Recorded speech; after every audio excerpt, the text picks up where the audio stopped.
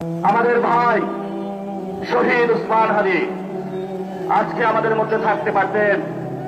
সংসদ সদস্য হিসাবে ঢাকা 8-এর আল্লাহ ওনাকে শহীদ হিসাবে নিয়ে গিয়েছেন।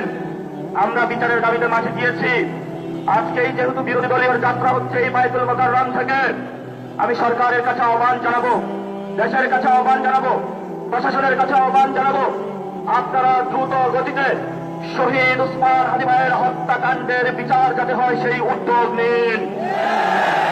আমাদেরকে এতদিন বলা হয়েছে বিচার এবং নির্বাচন মুখোমুখি দাঁড় করাবেন না। আমরা মরিয়া প্রমাণ করিলাম যে আমরা নির্বাচন বিরোধী নই। এখন সময় এসেছে শহীদ উসমান হাদি ভাইয়ের হত্যাকাণ্ডের বিচার করতে হবে।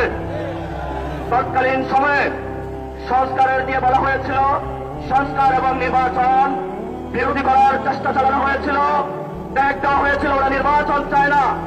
আমরা তোমাদের চোখে আঙ্গুল দিয়ে দেখিয়েছি আমরাই বাংলাদেশে গণতন্ত্র চাই, তোমরা যাও ভোটটা দাবি করতে।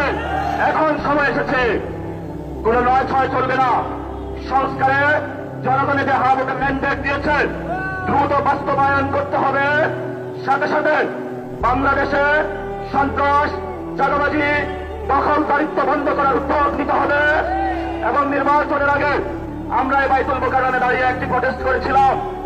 ভোট ডাকাতির জন্য আমাদের জামাত ইসলামের এক ভাইকে খুন করা হয়েছিল।